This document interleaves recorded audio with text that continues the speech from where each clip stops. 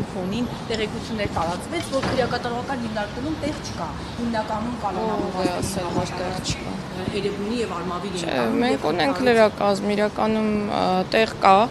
ու երեք նաև ամփոփել ենք քրեակատարողական ծառայության կիսամյակային աշխատանքը եւ դրական ցուցանիշներ ունենք այն տեսանկյունից, որ դատապարտյալների թիվը 150-ից 160-ով ավելին է, քան կալանավորների թիվը։ Ուզում եմ հիշեցնել, որ նախորդող 5 տարիների ընթացքում սա չի եղել,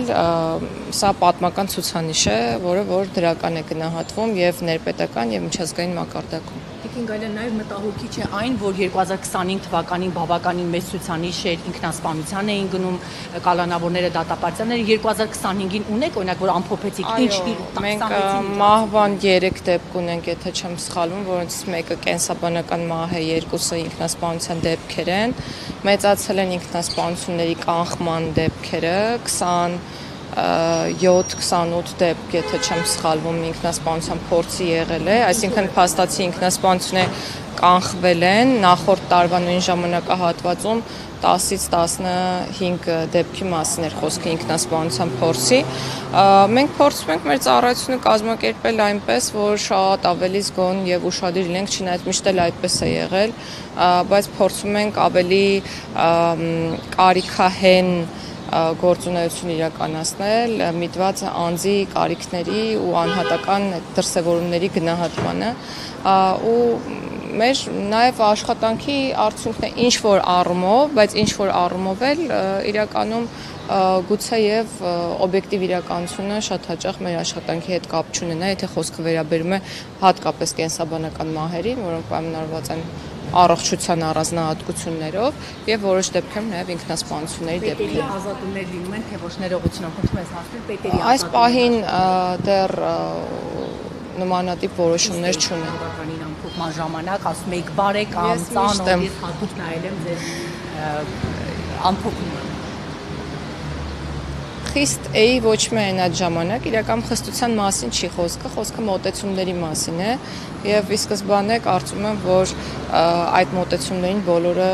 քաջածանոթ են եղել եւ ուղղակի իմ պարտքն է ամեն անգամ վերահաստատել այդ մոտեցումները եւ գալ այն ընկալման, որ մենք բոլորս բոլոր աշխատակիցներով գտնվում ենք նույն ալիքի վրա, այսպես ասած։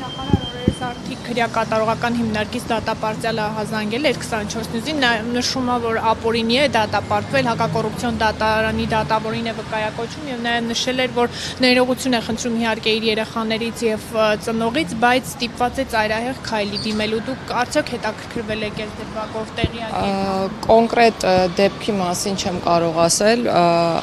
իմ անձնական տեղեկացվածության հետ կապված, բայց վստահաբար կարող եմ ասել, որ քրեակատարողական ծառայության աշխատակիցները յուրաքանչյուր դեպքում արձագանքում են։ Իրականում հացադուլների, ինքնավնասումների եւ ինքնասպանության փորձերի մեծ մասը, եթե հոգեկան առողջության խնդիրներ ունեցող անձանց մասին չէ խոսքը, իսկ այդպիսիք իրականում կան, կապված են հենց քրեական գործից, կալանքից, դժգոհության հետ։ Դա կանոնն է, դրանից լինում են բացառիկ շեղումներ, այսինքն շատ հացադուլի դեպք Արտիքի պետը չի ազատվել, իր լիազորություններն են կասեցվել, քանի որ ծառայողական քննության արդյունքում որոշվել է նրան նկատողություն հայտնել։ Մանրամասնեք մի փոքր իմանանք։ Չեմ կարող ձեզ բացահայտել ծառայողական քննությունների մանրամասները, բայց կան վարքագծային կանոնների խախտումներ, որոնք բերել են եզրահանգման առ այն, որ վերջինիս լիազորությունները պետք է կասեցվեն։ Եւ վերջին հարցը վարչապետն ասաց, որ հրաժարական ենք տալիս, ըստ էության նաեւ երկու պաշտոնյաների, պաշտպանության նախարարի եւ Արփինե Սարգսյանի մասով նշեց, որ իրենք վերանշանակվելու են։ Ձեզ ինչ ճակատագիր է սպասվում։ Ապրենք, տեսնենք առաջարկում։ Եվ ձեր թիմակցի եղբոր կողմից, եղբորը նաև ծեծելու դրվագի վերաբերյալ եւ իր կողմից թույլ տված վարքի վերաբերյալ դուք ինչ գնահատական ունեք։ Ես որևէ գնահատական տվող չեմ, գնահատականները տալիս են իրավապահ մարմինները եւ դատարանները, ես առաջարկում եմ սպասել իրենց գնահատականներին։